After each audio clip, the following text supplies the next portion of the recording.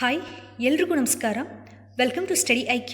I'm Shruti and this is the video on Karnataka State Economic Survey 2021. Economic Survey is a document. This document is published every year by Karnataka State Government. It is published by Planning, Program Monitoring and Statistics Department of Karnataka State Government. First edition was published in the year 1979 and this is the 43rd edition published in the year 2021. See, studying this particular document is very important for Karnataka state government jobs. All KPSC job aspirants must read this particular document and this is part 1 of Economic Survey of Karnataka State and we will upload remaining parts soon on Study IQ YouTube channel. As already mentioned, Economic Survey of Karnataka State is published every year by state government. What this particular document tells us? Economic Survey assess and evaluate the performance of Karnataka state across sectors. It may be agriculture sector, industrial sector, service sector. This document assess and evaluate the performance of Karnataka state across sectors and it identifies specific gaps and challenges for initiating appropriate action. Please remember this document is published by Planning, Program Monitoring and Statistics Department of Karnataka State Government. ಈ video ಆರ್ಥಿಕ ಸಮೀಕ್ಷೆಯ ಬಗ್ಗೆ ಇರೋದು March 2021ನೇ ಇಸ್ವಿಯಂದು Karnataka ರಾಜ್ಯ ಸರ್ಕಾರ ಈ ಡಾಕ್ಯುಮೆಂಟನ್ನು ಬಿಡುಗಡೆ ಮಾಡಿತು. ಬಜೆಟ್ಗೂ ಆರ್ಥಿಕ ಸಮೀಕ್ಷೆ ಡಾಕ್ಯುಮೆಂಟ್ಗೂ ವ್ಯತ್ಯಾಸ ಇದೆ. ಬಜೆಟ್ ಮಂಡನೆ ಸಹ ಪ್ರತಿ ವರ್ಷ ಆಗುತ್ತೆ, ರಾಜ್ಯ ಸರ್ಕಾರ ಮಂಡನೆ ಮಾಡುತ್ತೆ. ಬಜೆಟಲ್ಲಿ ಸರ್ಕಾರ ಮುಂದಿನ ಒಂದು ವರ್ಷ ಯಾವ ಯಾವ ವಲಯಗಳಿಗೆ ಎಷ್ಟು ಬಜೆಟನ್ನು ಮೀಸಲಿಡ್ತಾ ಇದೆ ಅನ್ನೋದನ್ನು ತಿಳಿಸುತ್ತೆ. ಬಟ್ ಈ ಎಕನಾಮಿಕ್ ಸರ್ವೆ ಡಾಕ್ಯುಮೆಂಟಲ್ಲಿ ನಾವು ಕಳೆದ ವರ್ಷ ಸರ್ಕಾರ ಏನೆಲ್ಲ ಅಂದುಕೊಂಡಿತ್ತು, ಯಾವ ಯಾವ ವಲಯಗಳಿಗೆ ಎಷ್ಟು ಖರ್ಚು ಮಾಡಿತ್ತು, ಅಂದುಕೊಂಡಷ್ಟು ಅಭಿವೃದ್ಧಿಯನ್ನು ಸಾಧಿಸೋಕೆ ಸಾಧ್ಯವಾಯಿತಾ ಬೇರೆ ಬೇರೆ ವಲಯಗಳಲ್ಲಿ, ಅಥವಾ ಏನಾದರೂ ಸಮಸ್ಯೆ ಆಗಿದ್ದರೆ ಅಂದರೆ ಅಂದುಕೊಂಡಷ್ಟು ಅಭಿವೃದ್ಧಿಯನ್ನು ಸಾಧಿಸಲು ಸಾಧ್ಯವಾಗದಿದ್ದರೆ ಅದಕ್ಕೆ ಕಾರಣ ಏನು, ಸೂಕ್ತ ಕ್ರಮಗಳನ್ನು ತೆಗೆದುಕೊಳ್ಳೋದ್ರ ಬಗ್ಗೆ ಈ ಎಕನಾಮಿಕ್ ಸರ್ವೆ ಡಾಕ್ಯುಮೆಂಟಲ್ಲಿ ಮಾಹಿತಿ ಇರುತ್ತೆ. ಇದು KPSC ಜಾಬ್ ಆಸ್ಪಿರೆಂಟ್ಸ್ಗೆ ತುಂಬ ಇಂಪಾರ್ಟೆಂಟ್ ಟಾಪಿಕ್. ಮುಂದಿನ ವರ್ಷ ಸಹ ಕರ್ನಾಟಕ ರಾಜ್ಯ ಸರ್ಕಾರ ಆರ್ಥಿಕ ಸಮೀಕ್ಷೆ ಡಾಕ್ಯುಮೆಂಟನ್ನು ಬಿಡುಗಡೆ ಮಾಡುತ್ತೆ. ಅಲ್ಲಿಯವರೆಗೂ ಬರುವಂತಹ ಎಲ್ಲ KPSC ಎಕ್ಸಾಮ್ಸಲ್ಲಿ ಆರ್ಥಿಕ ಸಮೀಕ್ಷೆಯ ಬಗ್ಗೆ ಪ್ರಶ್ನೆ ಏನಾದರೂ ಬಂದರೆ ಅದು ಈ ಡಾಕ್ಯುಮೆಂಟಿಂದನೇ ಬಂದಿರುತ್ತೆ. 100% ಕ್ವೆಶನ್ಸ್ ಕೇಳಿಯೇ ಕೇಳ್ತಾರೆ economic survey of Karnataka state ಈ ಪರ್ಟಿಕ್ಯುಲರ್ ಡಾಕ್ಯುಮೆಂಟಿಂದ. ಇದನ್ನು ಮಾರ್ಚ್ 2021ನೇ ಇಸ್ವಿಯಂದು ರಾಜ್ಯ ಸರ್ಕಾರ ಬಿಡುಗಡೆ ಮಾಡಿದೆ. Without wasting much time, let's start. Before that, Study IQ is selling courses on various government exams and there is a course available on Karnataka State Public Service Commission.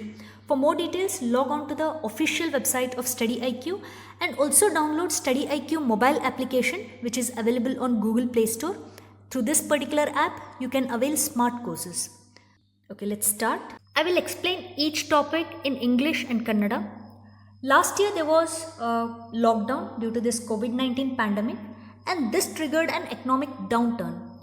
There was decrease in production, consumption, exchange. All other interdependent economic activities crippled both at national level and within the states. There was loss of employment and income and this severely impacted the workers in unorganized sector or informal sectors and poorer families. Now, the greatest challenge before the state government was to provide livelihood security, comprising health and food security, for the safe exit of the people and economy from this COVID-19 pandemic. So let's start with this particular topic, how government ensured life and livelihood security during the pandemic frontline measures. See, during lockdown, government provided 80 lakh packed nutrition food. Necessary steps have been taken to send migrant workers to their home states by providing special labor trains, and food and other necessities during travel were also provided. And government has disbursed a relief package of 2,272 crore rupees to all sections of society to mitigate the impact of this COVID-19 lockdown. Please remember this amount, 2,272 crore rupees relief package to all sections of the society. Electricity consumers, including industries, were given some reliefs and incentives. Flower growers and vegetable growers, maize farmers, workers from various unorganized sectors such as weavers, taxi and auto drivers, construction workers, etc. were given ex gratia ranging from 2,000 rupees to 25,000 rupees. one-time assistance of 3,38,48,000 rupees was extended to 16,924 artists and writers. That was all about how state government ensured life and livelihood security to the people of unorganized sector during pandemic. More than 80 lakh tests using RT-PCR technique was conducted by the state government. RT-PCR stands for reverse transcription polymerase chain reaction technique. Using this technique, doctors confirm coronavirus. More than 80 lakh tests using RT-PCR technique was conducted by government, and this is highest in the country for per lakh population basis. This point is important, and financial implication for this was 620 crore rupees. Random sample testing was also conducted for BMTC staff, KSRTC staff, Paura Karmikas, police personnel and health workers. A total of 894 hospitals were empaneled for this. Out of 894 hospitals, 216 were government hospitals and remaining 678 were private hospitals. ಕಳೆದ ವರ್ಷ ಈ COVID-19 ಸಾಂಕ್ರಾಮಿಕ ರೋಗದಿಂದ ಇಡೀ ರಾಜ್ಯದಲ್ಲಿ ಮತ್ತು ದೇಶದಲ್ಲಿ lockdown ಹೇರಲಾಯಿತು. ಇದರಿಂದ ಆರ್ಥಿಕ ಚಟುವಟಿಕೆಗಳು ಕಡಿಮೆ ಆದವು. ರಾಷ್ಟ್ರೀಯ ಮಟ್ಟದಲ್ಲಿ ಮತ್ತು ರಾಜ್ಯಗಳಲ್ಲಿ ಆರ್ಥಿಕ ಚಟುವಟಿಕೆಗಳು ಕುಂಠಿತಗೊಂಡವು. ಅನೇಕ ಜನ ಉದ್ಯೋಗ ಕಳೆದುಕೊಂಡರು, ಆದಾಯದ ನಷ್ಟ ಸಹ ಆಯಿತು. ಅದರಲ್ಲೂ ಅಸಂಘಟಿತ ವಲಯಗಳಲ್ಲಿ ಕೆಲಸ ಮಾಡುವಂಥ ಜನರಿಗೆ ಇದರಿಂದ ತುಂಬ ನಷ್ಟ ಆಯಿತು. ಕಾರ್ಮಿಕರಾಗಿರಬಹುದು, ಬಡ ಕುಟುಂಬಗಳ ಮೇಲೆ ತೀವ್ರ ಪರಿಣಾಮ ಬೀರಿತು ಈ ಲಾಕ್ಡೌನ್. ಆಗ ರಾಜ್ಯ ಸರ್ಕಾರದ ಮುಂದೆ ಇದ್ದ ದೊಡ್ಡ ಸವಾಲೇನೆಂದರೆ ರಾಜ್ಯದ ಆರ್ಥಿಕತೆಯನ್ನು ಸುರಕ್ಷಿತವಾಗಿರಿಸೋದು ಮತ್ತು ಈ ಜನರಿಗೆ ಆರೋಗ್ಯ ಮತ್ತು ಆಹಾರ ಭದ್ರತೆಯನ್ನು ಒಳಗೊಂಡಿರುವ ಜೀವನೋಪಾಯ ಸುರಕ್ಷತೆಯನ್ನು ನೀಡೋದು ರಾಜ್ಯ ಸರ್ಕಾರದ ಮುಂದೆ ಇದ್ದ ದೊಡ್ಡ ಸವಾಲಾಗಿತ್ತು. ನಮ್ಮ ರಾಜ್ಯದಲ್ಲಿ ಡಿಜಿಟಲ್ ಮೂಲಸೌಕರ್ಯ ವ್ಯಾಪಕ ವ್ಯಾಪ್ತಿ ಇರೋದರಿಂದ ಈ ಸಿಚುವೇಶನ್ನ ಹ್ಯಾಂಡಲ್ ಮಾಡೋದಕ್ಕೆ ರಾಜ್ಯ ಸರ್ಕಾರಕ್ಕೆ ತಕ್ಕ ಮಟ್ಟಿಗೆ ಸಹಾಯ ಆಗಿದೆ. ಈ ಲಾಕ್ಡೌನ್ ಸಮಯದಲ್ಲಿ ನಮ್ಮ ರಾಜ್ಯ ಸರ್ಕಾರ ಈ ಅಸಂಘಟಿತ ವಲಯಗಳಲ್ಲಿರುವಂಥ ಜನರಿಗೆ ಮತ್ತು ಬಡ ಜನರಿಗೆ ಆರೋಗ್ಯ ಮತ್ತು ಆಹಾರ ಭದ್ರತೆಯನ್ನು ಒಳಗೊಂಡಿರುವ ಜೀವನೋಪಾಯ ಸುರಕ್ಷತೆಯನ್ನು ಹೇಗೆ ನೀಡಿತು ಅಂತ ತಿಳ್ಕೊಳ್ಳೋಣ. ಲಾಕ್ಡೌನ್ ಸಮಯದಲ್ಲಿ ಸರ್ಕಾರ 80 ಲಕ್ಷಕ್ಕೂ ಹೆಚ್ಚು ಪ್ಯಾಕ್ಡ್ ನ್ಯೂಟ್ರಿಷನ್ ಫುಡ್ ಪೌಷ್ಟಿಕ ಆಹಾರವನ್ನು ಒದಗಿಸಿದೆ ಮತ್ತು ವಲಸೆ ಕಾರ್ಮಿಕರನ್ನು ತಮ್ಮ ತಮ್ಮ ಮೂಲ ರಾಜ್ಯಗಳಿಗೆ, ಊರುಗಳಿಗೆ ಕಳಿಸೋಕೆ ವಿಶೇಷ ರೈಲುಗಳನ್ನು ಬಿಟ್ಟಿತ್ತು. ಪ್ರಯಾಣದ ಸಮಯದಲ್ಲಿ ಈ ಜನರಿಗೆ ಆಹಾರ ಮತ್ತು ಇತರ ಅಗತ್ಯತೆಗಳನ್ನು ಸಹ ಸರ್ಕಾರ ನೀಡಿತು. ಕೋವಿಡ್-19 ಲಾಕ್ಡೌನ್ನ ಪರಿಣಾಮವನ್ನು ತಗ್ಗಿಸೋಕೆ ಸರ್ಕಾರ ಸಮಾಜದ ಎಲ್ಲ ವರ್ಗದವರಿಗೆ 2,272 ಕೋಟಿ ರೂಪಾಯಿಯಷ್ಟು ಪರಿಹಾರ ಪ್ಯಾಕೇಜನ್ನು ವಿತರಿಸಿತು. ದಯವಿಟ್ಟು ಈ ಅಮೌಂಟನ್ನು ನೆನಪಲ್ಲಿಡಿ. ರಿಲೀಫ್ ಪ್ಯಾಕೇಜ್ ಅಥವಾ ಪರಿಹಾರ ಪ್ಯಾಕೇಜ್ ಎಷ್ಟು ಅಮೌಂಟ್? 2,272 ಕೋಟಿ ರೂಪಾಯಿ. ಇದು ಸಮಾಜದ ಎಲ್ಲ ವರ್ಗದವರಿಗೆ. ಯಾವ ಯಾವ ವರ್ಗದವರಿಗೆ ಎಷ್ಟು ಅಂತ ತಿಳ್ಕೊಳ್ಳೋಣ. ಕೈಗಾರಿಕೆಗಳಲ್ಲಿ ಎಲೆಕ್ಟ್ರಿಸಿಟಿಯನ್ನು ಬಳಸಲಾಗುತ್ತೆ, ಅವ್ರಿಗೆ ಸ್ವಲ್ಪ ಇನ್ಸೆಂಟಿವ್ನ ನೀಡಲಾಗಿತ್ತು. ಮತ್ತು ತರಕಾರಿ ಬೆಳೆಗಾರರಿಗೆ, ಮೆಕ್ಕೆಜೋಳ ಬೆಳೆಯುವಂಥ ರೈತರಿಗೆ, ನೇಕಾರರಿಗೆ, ಟ್ಯಾಕ್ಸಿ ಆಟೋ ಡ್ರೈವರ್ಗಳಿಗೆ, ಕಟ್ಟಡ ಕಟ್ಟುವಂಥ ಕಾರ್ಮಿಕರಿಗೆ ಸಹ 2,000 ರೂಪಾಯಿಯಿಂದ 25,000 ರೂಪಾಯಿವರೆಗೆ ಧನ ಸಹಾಯ ಮಾಡಲಾಗಿದೆ. ಇನ್ನು 16,924 ಕಲಾವಿದರಿಗೆ ಅಥವಾ ಬರಹಗಾರರಿಗೆ 3,38,48,000 ರೂಪಾಯಿಯಷ್ಟು ಫಿನಾನ್ಷಿಯಲ್ ಅಸಿಸ್ಟೆನ್ಸ್ನ ಸಹ ನೀಡಲಾಗಿದೆ.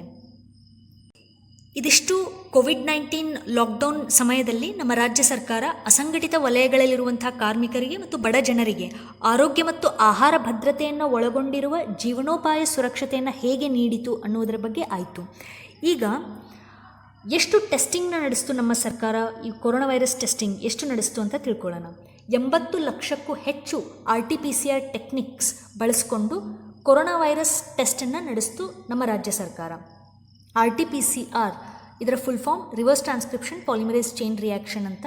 ಈ ಟೆಕ್ನಿಕನ್ನು ಬಳಸ್ಕೊಂಡು ಕೊರೋನಾ ವೈರಸ್ ಕಾಯಿಲೆ ಈ ವ್ಯಕ್ತಿಗೆ ಇದೆಯೋ ಇಲ್ವೋ ಅಂತ ಹೇಳ್ತಾರೆ. ರ್ಯಾಂಡಮ್ ಸ್ಯಾಂಪಲ್ ಟೆಸ್ಟಿಂಗ್ನ ಸಹ ನಡೆಸಿದೆ. ಜನರೊಂದಿಗೆ ನಿಕಟ ಸಂಪರ್ಕದಲ್ಲಿರುವಂತಹ ಸಿಬ್ಬಂದಿಗಳು, BMTC ಸ್ಟಾಫ್ ಆಗಿರಬಹುದು, KSRTC ಸ್ಟಾಫ್, ಪೌರ ಕಾರ್ಮಿಕರು, ಪೊಲೀಸರು, ಹೆಲ್ತ್ ವರ್ಕರ್ಸ್, ಇವರಿಗೆ ರ್ಯಾಂಡಮ್ ಸ್ಯಾಂಪಲ್ ಟೆಸ್ಟಿಂಗ್ನ ಸಹ ನಡೆಸಿದೆ. ನಾನು ಹೇಳಿದೆ 80 ಲಕ್ಷಕ್ಕೂ ಹೆಚ್ಚು ಟೆಸ್ಟಿಂಗ್ನ ನಡೆಸಿದೆ ನಮ್ಮ ರಾಜ್ಯ ಸರ್ಕಾರ ಅಂತ. ಇದು ಪ್ರತಿ ಲಕ್ಷ ಜನಸಂಖ್ಯೆಯ ಆಧಾರದ ಮೇಲೆ ಇಡೀ ದೇಶದಲ್ಲಿಯೇ ಅತಿ ಹೆಚ್ಚು ಟೆಸ್ಟಿಂಗ್ ಆಗಿರೋದು ನಮ್ಮ ಕರ್ನಾಟಕ ರಾಜ್ಯದಲ್ಲಿ. ಈ ಒಂದು ಟೆಸ್ಟಿಂಗ್ಗೆ ಅಂತ 894 ಆಸ್ಪತ್ರೆಗಳನ್ನು ನಿಗದಿಪಡಿಸಲಾಗಿತ್ತು. ಅದರಲ್ಲಿ ಅಂದರೆ 894 ಆಸ್ಪತ್ರೆಗಳ ಪೈಕಿ 216 ಗೌರ್ಮೆಂಟ್ ಹಾಸ್ಪಿಟಲ್ಸ್, ಇನ್ನುಳಿದ 678 private hospitals. Next news is about ದಾಸೋಹ scheme. See, what is Dasoha scheme started by Karnataka state government? It's a massive food program.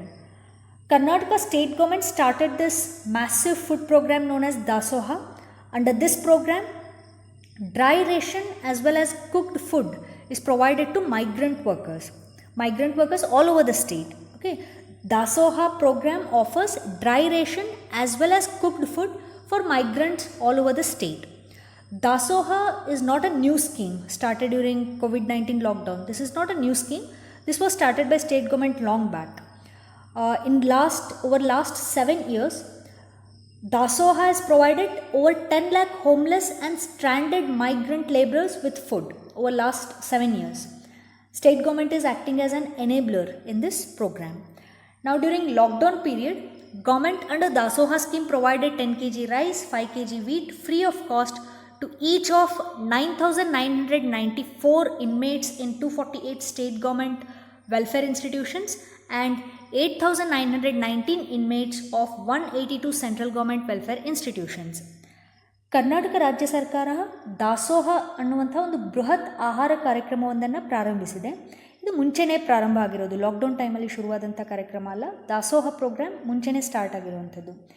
ಈ ಕಾರ್ಯಕ್ರಮದ ಅಡಿಯಲ್ಲಿ ರಾಜ್ಯಾದ್ಯಂತ ಇರುವಂಥ ವಲಸಿಗರಿಗೆ ರೇಷನ್ ನೀಡಲಾಗುತ್ತೆ, ಜೊತೆಗೆ ಬೇಯಿಸಿದ ಆಹಾರವನ್ನು ಸಹ ನೀಡಲಾಗುತ್ತೆ.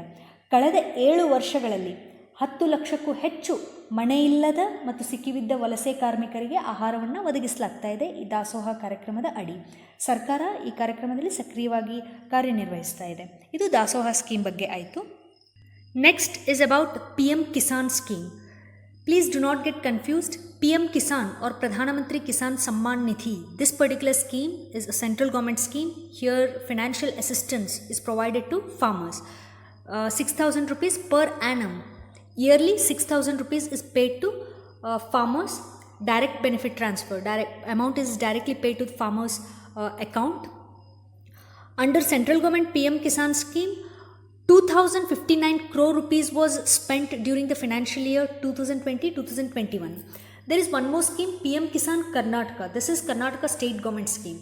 Government transferred 1,021 crore rupees to 51,05,929 farmers during this financial year 2020-21. Financial assistance of 5,000 rupees per farmer has been transferred. See, under PM Kisan central government scheme, 6,000 rupees per annum is paid. Under PM Kisan Karnataka scheme, 5,000 rupees per annum per farmer has been transferred, and 365.15 crore rupees was spent under this scheme in 1 year. Direct benefit transfer amount was paid to maize growers who suffered losses during lockdown. Next, about tourists.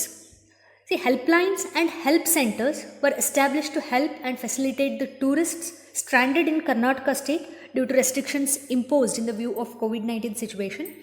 During March 2020 to May 2020, a total of 6,780 foreign tourists from 37 countries were facilitated to return to their country.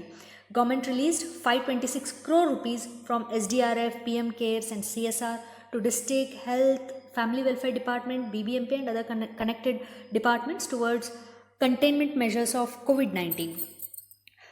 Now let's move to the next most important topic in this economic survey of Karnataka state document 2021, that is state economy.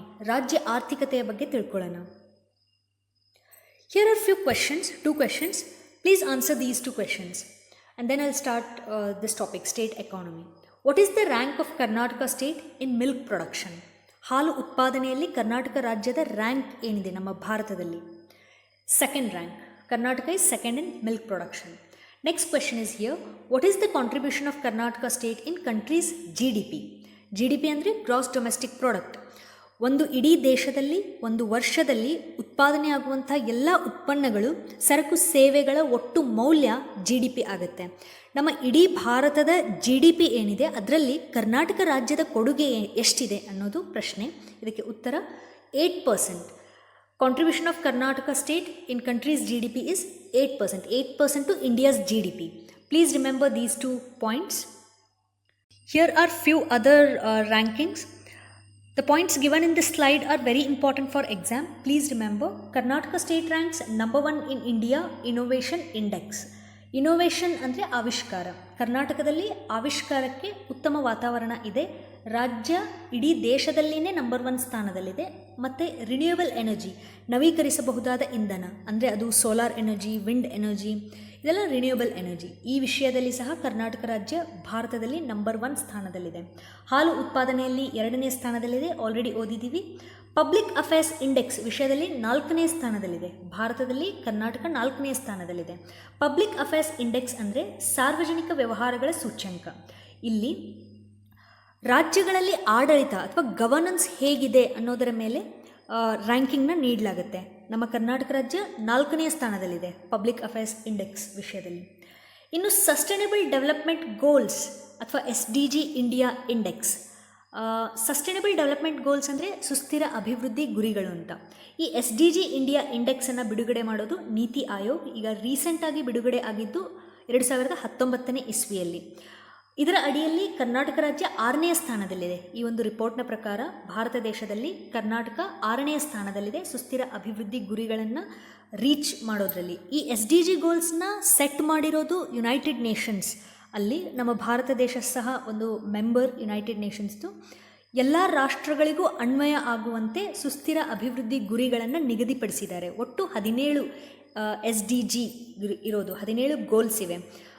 ಉದಾಹರಣೆಗೆ ಹಸಿವು ನಿರ್ಮೂಲನೆ ಮತ್ತು ಬಡತನ ನಿರ್ಮೂಲನೆ, ಮತ್ತು ಈಗ climate change ಆಗ್ತಾ ಇದೆ, ಅದನ್ನು ತಡೆಯೋದಕ್ಕೆ ರಾಷ್ಟ್ರಗಳು ಏನೆಲ್ಲ ಮಾಡ್ತಾ ಇವೆ ಇದನ್ನೆಲ್ಲ ಕನ್ಸಿಡರ್ ಮಾಡ್ತಾರೆ.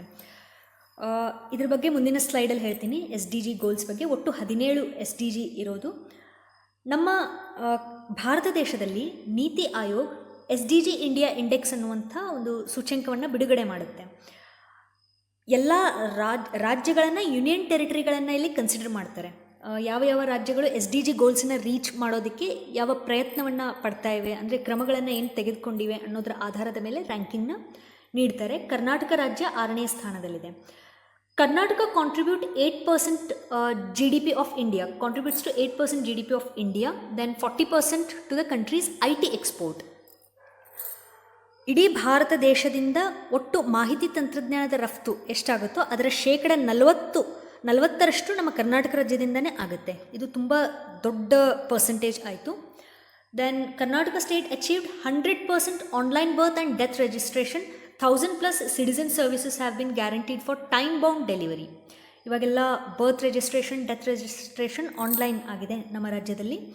ಮತ್ತು time bound delivery of citizen services ಅಂದರೆ ಸಕಾಲದಲ್ಲಿ ಸಾರ್ವಜನಿಕರಿಗೆ ಸರ್ವಿಸ್ನ ನೀಡೋದು, ಗೌರ್ಮೆಂಟ್ ಸರ್ವಿಸಸ್ನ ನೀಡೋದು. ಇಲ್ಲಿ ಇಂಡಿಯಾ ಇನೋವೇಷನ್ ಇಂಡೆಕ್ಸ್ಗೆ ಸಂಬಂಧಪಟ್ಟ ಒಂದು ಇಂಪಾರ್ಟೆಂಟ್ ಇನ್ಫಾರ್ಮೇಷನ್ ಇದೆ. ಇದು ಎಕ್ಸಾಮ್ ಪಾಯಿಂಟ್ ಆಫ್ ವ್ಯೂ ನಿಮಗೆ ಹೆಲ್ಪ್ ಆಗುತ್ತೆ. ನಾನು ಆಗಲೇ ಹೇಳಿದೆ, ಇನೋವೇಷನ್ ಇಂಡೆಕ್ಸ್ ವಿಷಯದಲ್ಲಿ ಕರ್ನಾಟಕ ರಾಜ್ಯ ನಂಬರ್ 1 ಸ್ಥಾನದಲ್ಲಿದೆ. ನಾವು ಟಾಪ್ 5 ರಾಜ್ಯಗಳ ಹೆಸರನ್ನು ನೆನಪಲ್ಲಿಟ್ಕೊಳ್ಳೋದು ಒಳ್ಳೆಯದು. ಸೀಕ್ವೆನ್ಸ್ನ ಕೊಟ್ಬಿಟ್ಟು ಎಕ್ಸಾಮಲ್ಲಿ ಕೇಳುವಂಥ ಚಾನ್ಸಸ್ ಇರುತ್ತೆ. ಈ ಸೀಕ್ವೆನ್ಸ್ ವೈಸೇ ನೆನಪಲ್ಲಿಡಿ. ಕರ್ನಾಟಕ ರಾಜ್ಯ 1ನೇ ಸ್ಥಾನ, ಮಹಾರಾಷ್ಟ್ರ 2ನೇ ಸ್ಥಾನ, ತಮಿಳುನಾಡು 3ನೇ ಸ್ಥಾನ, ತೆಲಂಗಾಣ 4ನೇ ಸ್ಥಾನ, ಕೇರಳ 5ನೇ ಸ್ಥಾನದಲ್ಲಿರೋದು. ಈ ಟಾಪ್ 5 ಸ್ಟೇಟ್ಸನ್ನ ನೀವು ಕನ್ಸಿಡರ್ ಮಾಡಿದ್ರೆ ಮಹಾರಾಷ್ಟ್ರ ಒಂದನ್ನು ಹೊರತುಪಡಿಸಿ ಮಿಕ್ಕೆಲ್ಲ ರಾಜ್ಯಗಳು ಸೌತ್ ಇಂಡಿಯನ್ ಸ್ಟೇಟ್ಸೇ ಆಗಿರೋದು. ಓಕೆ, ಕರ್ನಾಟಕ, ಮಹಾರಾಷ್ಟ್ರ, ತಮಿಳುನಾಡು, ತೆಲಂಗಾಣ, ಕೇರಳ, ಈ ಟಾಪ್ 5 ಸ್ಟೇಟ್ಸನ್ನು ನೆನಪಲ್ಲಿಡಿ. ಇಂಡಿಯಾ ಇನೋವೇಷನ್ ಇಂಡೆಕ್ಸ್ ಅಂದರೆ ಆವಿಷ್ಕಾರದ ವಿಷಯದಲ್ಲಿ ಕೊಟ್ಟಿರುವಂಥ ಸೂಚ್ಯಂಕ, ರ್ಯಾಂಕಿಂಗ್ ಇದು. Okay, SDG sustainable development goals ಈ ಸ್ಲೈಡಲ್ಲಿ, ಈ ಇಮೇಜಲ್ಲಿ ತಾವು ಅಬ್ಸರ್ವ್ ಮಾಡ್ಬೋದು. ಒಟ್ಟು 17 ಸಸ್ಟೈನಬಲ್ ಡೆವಲಪ್ಮೆಂಟ್ ಗೋಲ್ಸ್ ಅಥವಾ ಸುಸ್ಥಿರ ಅಭಿವೃದ್ಧಿ ಗುರಿಗಳಿರೋದು. No poverty, zero hunger, good health and well being, quality education, gender equality, ಈ ಥರ. Karnataka state has prepared vision 2030, evolving innovative strategies and initiatives to attain the targets of United Nations Sustainable Development Goals 2030 to make state hunger and anemia free as well as gender friendly. Next is about per capita income. Karnataka stands at third place in India in terms of per capita income. What is the meaning of per capita income? It is the amount of income being earned by a person in a certain region. Okay, per capita income. In terms of per capita income, Karnataka state is in third position in India. In terms of per capita expenditure on social sectors, Karnataka state is in fifth position. Please do not forget or do not get confused. Per capita expenditure, Karnataka is in fifth position. Per capita income, Karnataka is in third position. Per capita income ಅಂದರೆ ಕನ್ನಡದಲ್ಲಿ ತಲಾ ಆದಾಯ. ಇದರ ಅರ್ಥ ಇಷ್ಟೇ, ಒಂದು ನಿರ್ದಿಷ್ಟ ಪ್ರದೇಶದ ವ್ಯಕ್ತಿ ಗಳಿಸುವಂಥ ಆದಾಯದ ಪ್ರಮಾಣ. ಕರ್ನಾಟಕ ರಾಜ್ಯದಲ್ಲಿ ಒಬ್ಬ ವ್ಯಕ್ತಿ ಗಳಿಸುವಂಥ ಆದಾಯ ಅದು ತಲಾ ಆದಾಯ ಅಂತ ಕನ್ಸಿಡರ್ ಮಾಡ್ತಾರೆ. ಇಡೀ ಭಾರತ ದೇಶದಲ್ಲಿ ನಮ್ಮ ರಾಜ್ಯ 3ನೇ ಸ್ಥಾನದಲ್ಲಿದೆ ತಲಾ ಆದಾಯದ ವಿಷಯದಲ್ಲಿ. ಇನ್ನು ತಲಾ ವೆಚ್ಚ ಅಥವಾ ಪರ್ ಕ್ಯಾಪಿಟಾ ಎಕ್ಸ್ಪೆಂಡಿಚರ್ ಈ ದೃಷ್ಟಿಯಿಂದ ನಮ್ಮ ರಾಜ್ಯ 5ನೇ ಸ್ಥಾನದಲ್ಲಿದೆ ಭಾರತದಲ್ಲಿ. Next is about GSDP, gross state domestic product. GSDP ಅಂದರೆ ಒಂದು ರಾಜ್ಯದಲ್ಲಿ, ಅಂದರೆ ನಮ್ಮ ಕರ್ನಾಟಕ ರಾಜ್ಯದಲ್ಲಿ ತಯಾರಾಗುವಂಥ ಎಲ್ಲ ಉತ್ಪನ್ನಗಳು, ಸರಕು ಮತ್ತು ಸೇವೆಗಳ ಒಟ್ಟು ಮೌಲ್ಯವನ್ನು GSDP ಅಂತ ಕನ್ಸಿಡರ್ ಮಾಡ್ತಾರೆ. ಈ GSDPಯನ್ನು 2011-12ನೇ ಇಸ್ವಿಯಲ್ಲಿ ಇದ್ದಂತಹ GSDPಗೆ ಕಂಪೇರ್ ಮಾಡಿ ಹೇಳ್ತಾರೆ. ಅಂದರೆ ಎಷ್ಟು ಪರ್ಸೆಂಟ್ ಇನ್ಕ್ರೀಸ್ ಆಗಿದೆ, ಎಷ್ಟು ಪರ್ಸೆಂಟ್ ಡಿಕ್ರೀಸ್ ಆಗಿದೆ ಅನ್ನೋದನ್ನು ಹೇಳ್ತಾರೆ. 2011-12 ಇಲ್ಲಿ ಬೇಸ್ ಇಯರ್ ಆಗಿ ಕನ್ಸಿಡರ್ ಮಾಡಲಾಗುತ್ತೆ, ಕಾನ್ಸ್ಟೆಂಟ್ ಆಗಿ ಕನ್ಸಿಡರ್ ಮಾಡಲಾಗುತ್ತೆ. ಈಗ 2020-21ನೇ ಇಸ್ವಿಯಲ್ಲಿ ನಮ್ಮ ರಾಜ್ಯದ GSDP -2.6% ಆಗಿದೆ, ಅಂದರೆ ಕಡಿಮೆ ಆಗಿದೆ. 2011-12ನೇ ಇಸ್ವಿಯಲ್ಲಿ ಇದ್ದಂಥ GSDPಗೂ ಮತ್ತು ಈಗ 2020-21ನೇ ಇಸ್ವಿಯಲ್ಲಿರುವಂಥ GSDPನ ಕನ್ಸಿಡರ್ ಮಾಡಿದ್ರೆ, ಕಂಪೇರ್ ಮಾಡಿದ್ರೆ ಕಡಿಮೆ ಆಗಿದೆ ಕಳೆದ ವರ್ಷ. ಯಾಕೆಂದರೆ ಕೋವಿಡ್-19ಇಂದ ಲಾಕ್ಡೌನ್ ಆಗಿತ್ತು, ಹೀಗಾಗಿ GSDPಗೆ ಹೊಡೆತ ಬಿದ್ದಿದೆ. ಈ ಪಾಯಿಂಟ್ ಬಹಳ ಇಂಪಾರ್ಟೆಂಟ್. Sectoral growth rate. ಈಗ ನಾವು GSDP ಓದುವಾಗ ಅಗ್ರಿಕಲ್ಚರ್ ಸೆಕ್ಟರಲ್ಲಿ ಎಷ್ಟು ಗ್ರೋತ್ ಆಯಿತು ಅಂದರೆ ಕೃಷಿ ವಲಯ, ಇಂಡಸ್ಟ್ರಿ ಸೆಕ್ಟರಲ್ಲಿ ಎಷ್ಟು ಗ್ರೋತ್ ಆಯಿತು ಅಂದರೆ ಕೈಗಾರಿಕಾ ವಲಯ, ಸರ್ವಿಸ್ ಸೆಕ್ಟರಲ್ಲಿ ಎಷ್ಟು ಗ್ರೋತ್ ಆಯಿತು ಅಂದರೆ ಸೇವಾ ವಲಯ, ಅಂದರೆ ಈ ಹಾಸ್ಪಿಟಲ್ ಸರ್ವಿಸ್ ಆಗಿರ್ಬೋದು, ಬ್ಯಾಂಕಿಂಗ್ ಸರ್ವಿಸ್ ಆಗಿರ್ಬೋದು, ಎಜುಕೇಷನ್ ಸರ್ವಿಸ್ ಆಗಿರ್ಬೋದು, ಇದೆಲ್ಲ ಸರ್ವಿಸ್ ಸೆಕ್ಟರಲ್ಲಿ ಬರುತ್ತೆ. ಈ 3 ಸೆಕ್ಟರ್ಸಲ್ಲಿ ಗ್ರೋತ್ ಎಷ್ಟಾಗಿದೆ 2020-21ನೇ ಇಸ್ವಿಯಲ್ಲಿ ಅಂತ ಕನ್ಸಿಡರ್ ಮಾಡಿದ್ರೆ, ಅಗ್ರಿಕಲ್ಚರಲ್ಲಿ 6.4%. Please remember these percentages. This is very, very important for exam. Agriculture sector 6.4% growth, industry sector -5.1%, service sector -3.1%.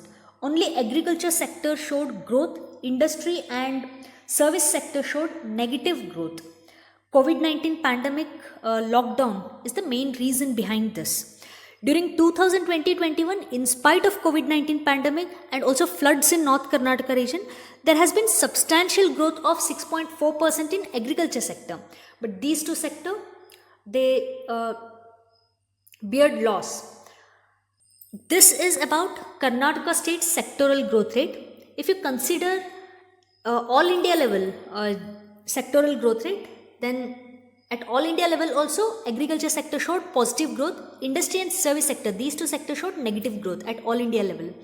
At all India level, agriculture sector growth rate is 2.3%, okay, and industry sector -7.6% and service sector -9.2%.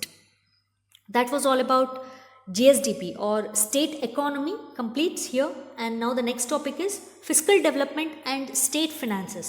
ಹಣಕಾಸಿನ ಅಭಿವೃದ್ಧಿ ಮತ್ತು ರಾಜ್ಯ ಹಣಕಾಸು. What is the meaning of fiscal consolidation? Fiscal consolidation refers to the policies undertaken by government to reduce their deficit and accumulation of debt stock. ಸರ್ಕಾರದ ನೀತಿಗಳು, policies ತುಂಬ important ಆಗುತ್ತೆ. ಸರ್ಕಾರದ ನೀತಿಗಳು ನಿರ್ಧರಿಸುತ್ತೆ ಅದರ ಹಣಕಾಸಿನ ಕೊರತೆ ಮತ್ತು ಸಾಲದ ಭಾರವನ್ನು. ಸಾಲ ಕಡಿಮೆ ಮಾಡ್ಕೊಳ್ಳೋದಕ್ಕೆ, ಹಣಕಾಸಿನ ಕೊರತೆಯನ್ನು ನೀಗಿಸೋದಕ್ಕೆ ಸರ್ಕಾರ ತೆಗೆದುಕೊಳ್ಳುವಂಥ ಪಾಲಿಸೀಸ್, ಸರ್ಕಾರ ಫ್ರೇಮ್ ಮಾಡುವಂಥ ಪಾಲಿಸೀಸ್, ಅದನ್ನು ಫಿಸ್ಕಲ್ ಕನ್ಸಾಲಿಡೇಷನ್ ಅಂತ ಕರೀತಾರೆ. ಫಿಸ್ಕಲ್ ಅನ್ನೋದೊಂದು ಎಕನಾಮಿಕ್ ಟರ್ಮ್. ಇದು ಸರ್ಕಾರದ ಆದಾಯ ಮತ್ತು ವೆಚ್ಚ ಇದನ್ನು ತಿಳಿಸುವಂಥ ಒಂದು ಎಕನಾಮಿಕ್ ಟರ್ಮ್ ಫಿಸ್ಕಲ್ ಅನ್ನೋದು. ಫಿಸ್ಕಲ್ ಕನ್ಸಾಲಿಡೇಷನ್ ಓದುವಾಗ ಈ 3 ಟರ್ಮ್ಸ್, ಎಕನಾಮಿಕ್ ಟರ್ಮ್ಸ್ ತುಂಬ important. Revenue surplus, fiscal deficit, total liabilities. Revenue surplus ಅಂದರೆ ಆದಾಯ ಹೆಚ್ಚುವರಿ, ಫಿಸ್ಕಲ್ ಡೆಫಿಸಿಟ್ ಅಂದರೆ ಹಣಕಾಸಿನ ಕೊರತೆ, ಇನ್ನು ಟೋಟಲ್ ಲಯಬಿಲಿಟೀಸ್ ಅಂದರೆ ಈಗ ಪಿಂಚಣಿಯನ್ನು ನೀಡುತ್ತೆ. ಉದಾಹರಣೆಗೆ ಹೇಳ್ತಾ ಇರೋದು, ವಿಧವೆಯರಿಗೆ ಪಿಂಚಣಿಯನ್ನು ನೀಡೋದಕ್ಕೆ ಮತ್ತು ವಯಸ್ಸಾದವರಿಗೆ ಸಹ ಪಿಂಚಣಿಯನ್ನು ನೀಡಲಾಗುತ್ತೆ. ಮತ್ತು ಈ ಗೂಡ್ಸ್ ಆ್ಯಂಡ್ ಸರ್ವಿಸಸ್ ವಿಷಯದಲ್ಲಿ ಸರ್ಕಾರ ಕೆಲವೊಂದು ಕಾಂಟ್ರಾಕ್ಟ್ ಮಾಡ್ಕೊಂಡಿರುತ್ತೆ, ಬಟ್ ಆ ದುಡ್ಡನ್ನು ಇನ್ನೂ ಪೇ ಮಾಡಿರೋದಿಲ್ಲ. ಇಂಥವೆಲ್ಲ ಲಯಬಿಲಿಟೀಸ್ ಅಂಡರಲ್ಲಿ ಬರುತ್ತೆ. Revenue surplus. Budget surplus can also occur within governments when there is leftover tax revenue after all governmental programs are fully financed. Surplus is not necessarily desirable. Government must spend its tax revenue. Surplus is not necessarily desirable.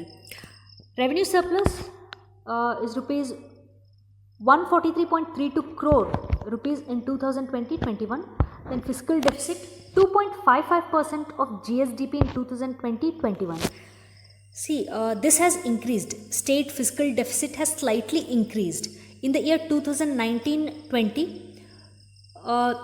state fiscal deficit was 2.28% of GSDP. Now, in the year 2020-21, fiscal deficit has slightly increased to 2.55%. Okay, fiscal deficit is 2.55% of GSDP. Then total liabilities, I have already mentioned. Liabilities include future pension payments and payments for goods and services which the government has contracted but not yet paid. Total liabilities must be within the limit of 25% of GSDP. Please remember this point. Liabilities must be below 25% of GSDP, and yes, it is just 20.42%. This is okay. It should be below 25% of GSDP, and in the year 2020-21, total liabilities 20.42%. It is within the limit.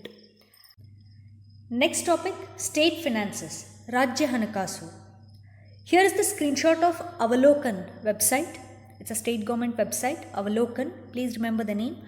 This particular system capture information on the progress of state government schemes directly from the implementation points and enable the government to formulate comprehensive district and block level plans and monitor their implementation.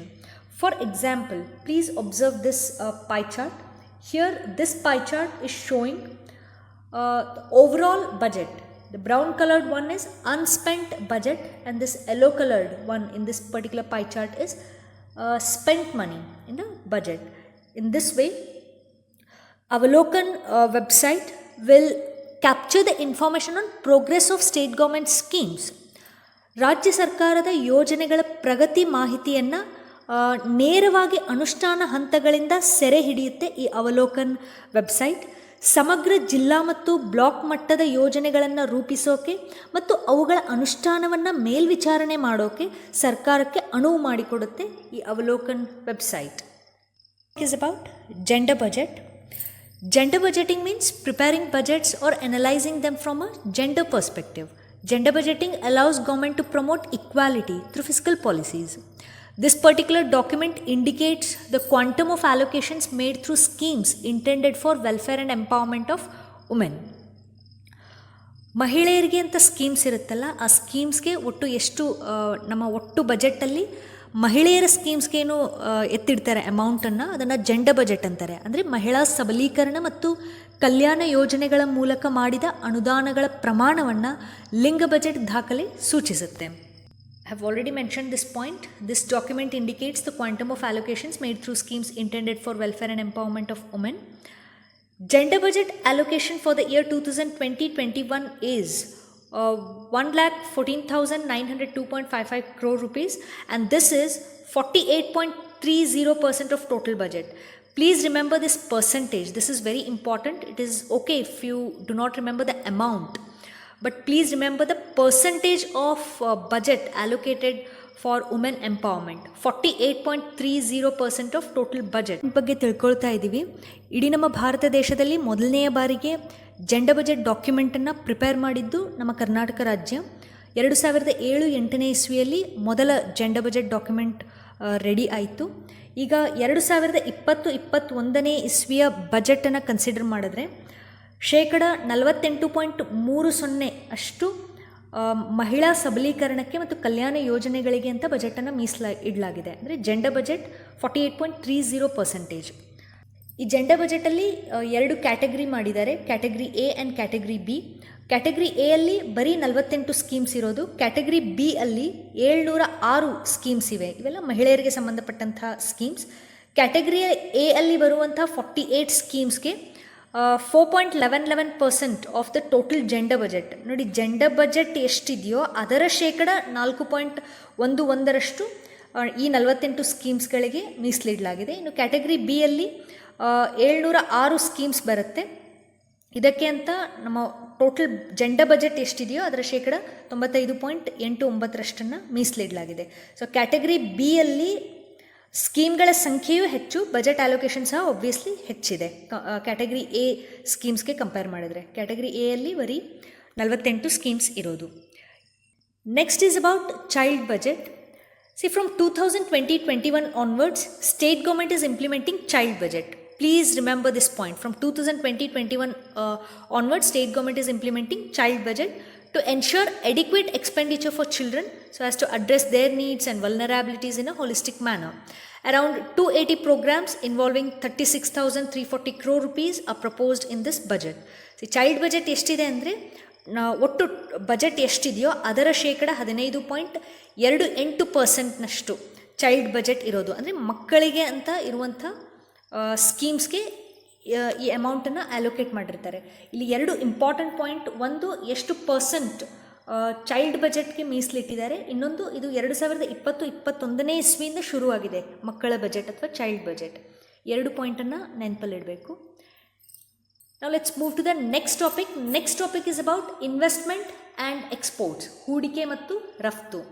Question is, why government attract foreign investment? There are 2 main reasons.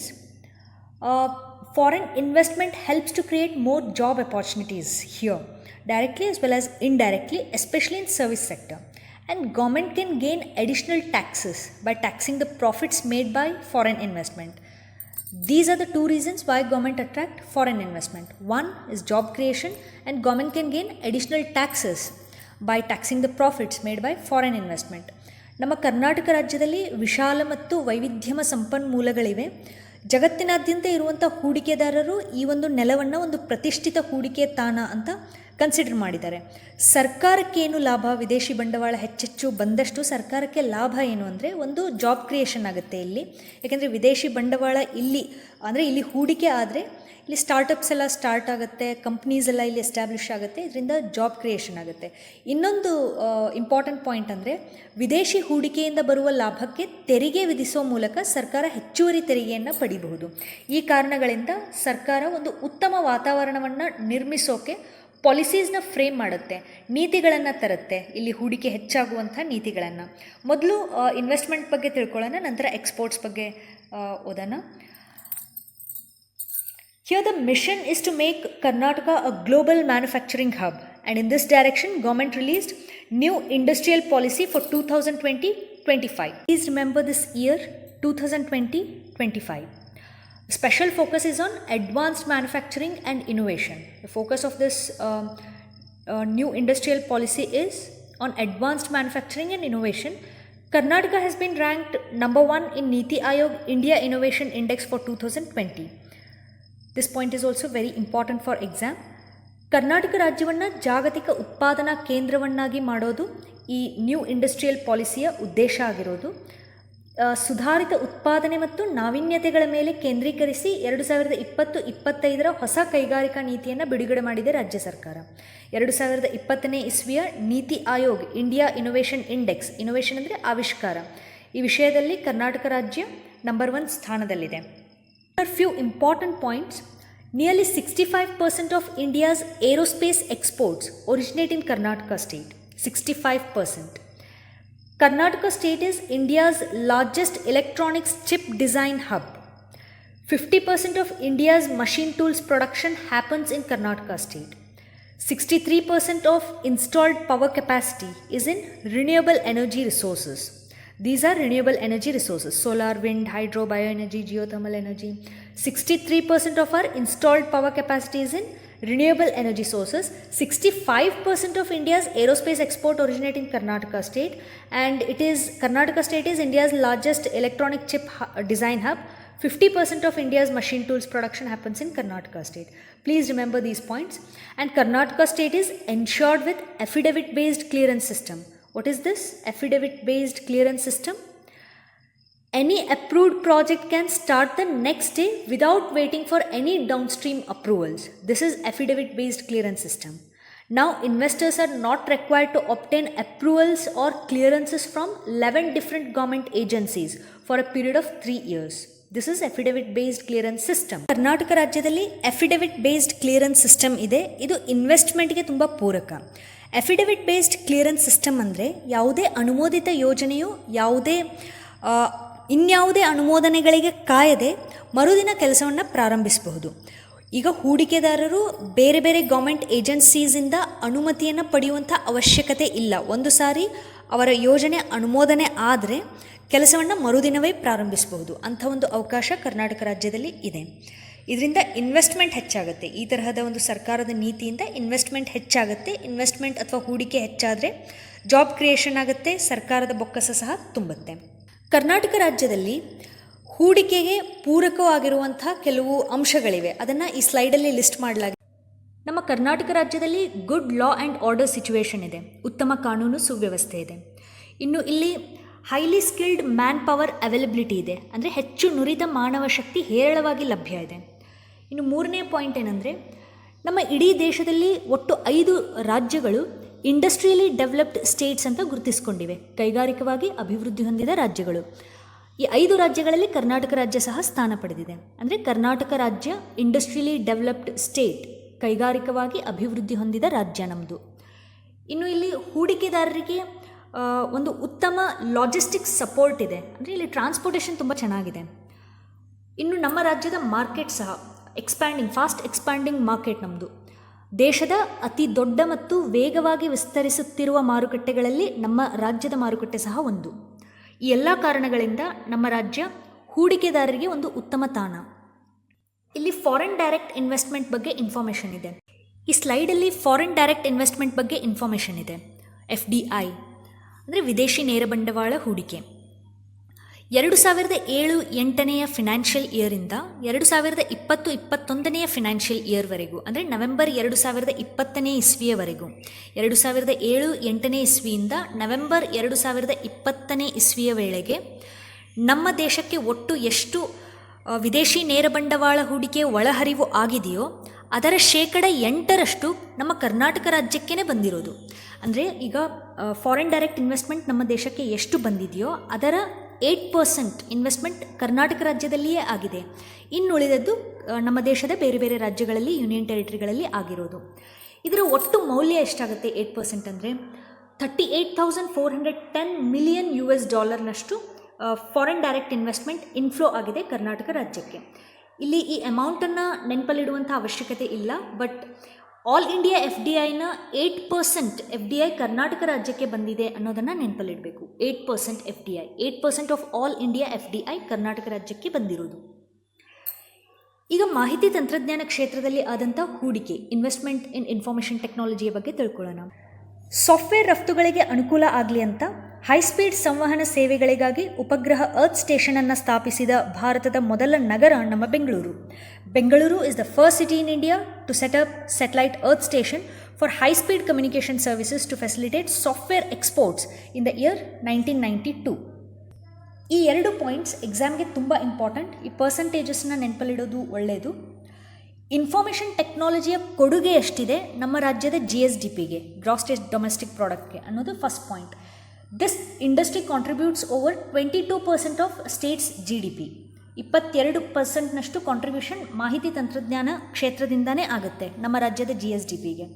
ಎರಡನೇ point ಏನಂದರೆ, share of Karnataka in information technology exports is nearly 40% of countries exports of $155 billion US. ನಮ್ಮ ದೇಶದಿಂದ ಒಟ್ಟು ಎಷ್ಟು information technology ಅಥವಾ ಮಾಹಿತಿ ತಂತ್ರಜ್ಞಾನದ ರಫ್ತು ಆಗುತ್ತೋ ಅದರ 40% ಬರೀ ನಮ್ಮ ಕರ್ನಾಟಕ ರಾಜ್ಯದಿಂದನೇ ಆಗುತ್ತೆ. ಇನ್ನುಳಿದ 60% ಎಕ್ಸ್ಪೋರ್ಟ್ಸ್, ಇನ್ಫಾರ್ಮೇಷನ್ ಟೆಕ್ನಾಲಜಿ ಎಕ್ಸ್ಪೋರ್ಟ್ ಆಗೋದು ಬೇರೆ ರಾಜ್ಯಗಳು ಮತ್ತು ಯೂನಿಯನ್ ಟೆರಿಟರಿಗಳಿಂದ. ಈಗ ಸ್ಟಾರ್ಟಪ್ ಕರ್ನಾಟಕ ಪೋರ್ಟಲ್ ಬಗ್ಗೆ ತಿಳ್ಕೊಳ್ಳೋಣ. ಈ ಇಮೇಜಲ್ಲಿ ನಾವು ನೋಡ್ತಾ ಇರೋದು ಸ್ಟಾರ್ಟಪ್ ಕರ್ನಾಟಕ ಪೋರ್ಟಲಿನ ಸ್ಕ್ರೀನ್ಶಾಟ್. ಸ್ಟಾರ್ಟಪ್ಸ್ ಅಂದರೆ ಒಬ್ಬರು ಇಬ್ಬರು ಅಥವಾ ಕೆಲವೇ ಜನ ಸೇರಿಕೊಂಡು ಒಂದು ಪುಟ್ಟ ಕಂಪನಿಯನ್ನು ಸ್ಟಾರ್ಟ್ ಮಾಡ್ತಾರಲ್ಲ, ಅದನ್ನು ಸ್ಟಾರ್ಟಪ್ಸ್ ಅಂತ ಕರೀತಾರೆ. ಈ ಕಂಪನಿಗಳಿಗೆ ಸರ್ಕಾರದಿಂದ ಸಹಕಾರ ಸಿಗುತ್ತೆ, ಸಪೋರ್ಟ್ ಸಿಗುತ್ತೆ. ಈ ಪೋರ್ಟಲಲ್ಲಿ ಅವರು ರಿಜಿಸ್ಟರ್ ಮಾಡ್ಕೊಳ್ಬೇಕು. ಕರ್ನಾಟಕ ಸ್ಟಾರ್ಟಪ್ ಸೆಲ್ನವರು ಈ ಸ್ಟಾರ್ಟಪ್ಗಳನ್ನ ಸರ್ಟಿಫೈ ಮಾಡ್ತಾರೆ. ಈಗ ಪಾಯಿಂಟ್ ಏನಂದರೆ, over 10,000 people have registered on Startup Karnataka portal as startups, mentors, incubators, investors, institutes, etc. and more than 1,500 startups have been certified by Karnataka Startup Cell so far. ಈಗ investment in biotechnology. Biotechnology ಅಂದರೆ ಜೈವಿಕ ತಂತ್ರಜ್ಞಾನ. Karnataka is biotech hub of India. There are many nationally, internationally renowned research institutions, companies and startups in Karnataka state. In the year 2017, Karnataka state released third Karnataka biotech policy, and this policy duration is 2017 to 2022. Third Karnataka biotech policy 2017 to 2022. What is the aim or what is the key goal of this third Karnataka biotech policy? Key goal is to aim for 40 to 60% market share of national bioeconomy target of $100 billion by the year 2025. And bioeconomy contributes nearly 9.3% of state's economic output. This indicates critical role played by biotechnology to state's economy. ಈ ಸ್ಲೈಡಲ್ಲಿ ಇರುವಂಥ information again ಎಕ್ಸಾಮ್ಗೆ ತುಂಬ important. 2020 ಇಸ್ವಿ November ತಿಂಗಳಲ್ಲಿ Bengaluru technology summit ಅಂತ ಆಯಿತು. ಇದು Asia's largest technology event. So ಈ ಇವೆಂಟ್ ಬಗ್ಗೆ ಎಕ್ಸಾಮಲ್ಲಿ ಕೇಳುವಂಥ ಸಾಧ್ಯತೆ ಇರುತ್ತೆ. BTS 2020 ಅಂತ ಶಾರ್ಟಾಗಿ ಹೇಳ್ತಾರೆ. ಈ ಒಂದು ಇವೆಂಟಿನ ಥೀಮ್ ಏನಿತ್ತು ಅಂದರೆ ನೆಕ್ಸ್ಟ್ ಈಸ್ ನೌ. ಪ್ಲೀಸ್ ನೆನಪಲ್ಲಿಡಿ, theme of Bengaluru technology summit 2020 was next is now. This BTS 2020 is a flagship event of Karnataka government, and this was virtually inaugurated by our Prime Minister on November 19, 2020. Theme was Next is Now. This summit brought together thought leaders, technocrats, researchers, innovators, investors and policymakers from across the world. And this event had a total of 8,507 registered business delegates. The event also witnessed announcement of 8 MOUs with overseas countries. 8 MOUs, Memorandum of Understanding with overseas countries. In this slide, you have to remember this BTS 2020 was held in the year 2020, November month, 19 to 21. This is the date, and this is Asia's largest technology event. Theme of this event was Next is Now. Karnataka ranks number 5 in Export Preparedness Index. Please remember this rank, number 5 in Export Preparedness Index. Now, what is this Export Preparedness Index? This index examines export preparedness and performance of Indian states, identifying challenges and opportunities. Here basically government wants to promote export. Based on that, they rank different Indian states. Karnataka's rank is number 5. ಇಲ್ಲಿ ರಫ್ತು ಅಥವಾ ಎಕ್ಸ್ಪೋರ್ಟ್ಗೆ ಉತ್ತಮ ವಾತಾವರಣ ಇದೆಯಾ ಇಲ್ವಾ, ಅಂದರೆ ಎಷ್ಟು promote ಮಾಡ್ತಿವೆ ರಾಜ್ಯಗಳು, ಬೇರೆ ಬೇರೆ ರಾಜ್ಯಗಳು ಅನ್ನೋದನ್ನು ಕನ್ಸಿಡರ್ ಮಾಡಿ ರ್ಯಾಂಕಿಂಗ್ನ ನೀಡ್ತಾರೆ. ಇಂಡೆಕ್ಸ್ ಅಂದರೆ ಸೂಚ್ಯಂಕ. ನಮ್ಮ ಕರ್ನಾಟಕ ರಾಜ್ಯ ಭಾರತ ದೇಶದಲ್ಲಿ 5ನೇ ಸ್ಥಾನದಲ್ಲಿದೆ ಎಕ್ಸ್ಪೋರ್ಟ್ ಪ್ರಿಪೇರ್ಡ್ನೆಸ್ ಇಂಡೆಕ್ಸ್ ವಿಷಯದಲ್ಲಿ. Government is setting up 5 export development centers in Shivamogga, Hubballi Dharwad, Ramanagara, Bidar and Mysuru. The state initiated 9 product-specific industrial clusters with a focus on less developed northern Karnataka region. These industrial clusters will be established in North Karnataka region. Karnataka accounts for more than 1/3 of electronics and computer software exports from the country. And Karnataka is leader in exports of ready-made garments, petrochemicals and engineering commodities. Export performance for 2020-21 is here. It is okay even if you do not remember this amount.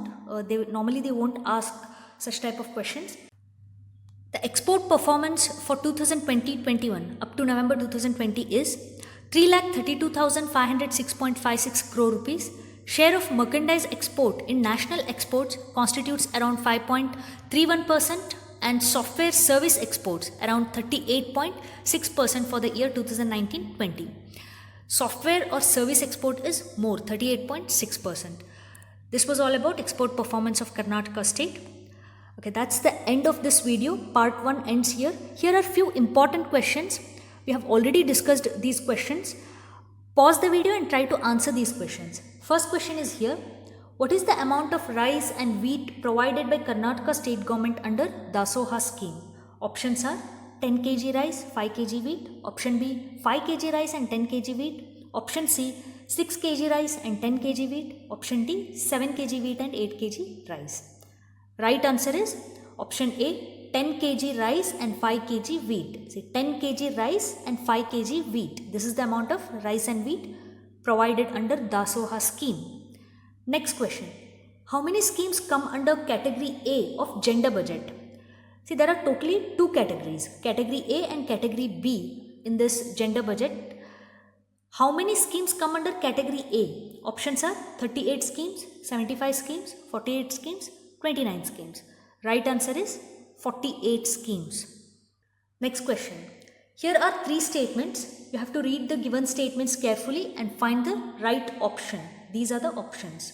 Statement 1. There are 706 schemes under category B of gender budget. Statement 2. Allocation for these statements is about 95.89% of gender budget. Statement 3. Sectoral growth rate of agriculture sector is minus 5.1%. Here are the options. What is the right answer? Right answer is option D. Statement 1 and 2 are correct. This statement 3 is wrong. See, agriculture sector showed positive growth. Sectoral growth rate of agriculture sector, Karnataka state is 6.4%. It is not minus 5.1%. I have already mentioned industrial sector and service sector showed negative growth. Minus 5.1%. This is of industrial sector, not agriculture sector.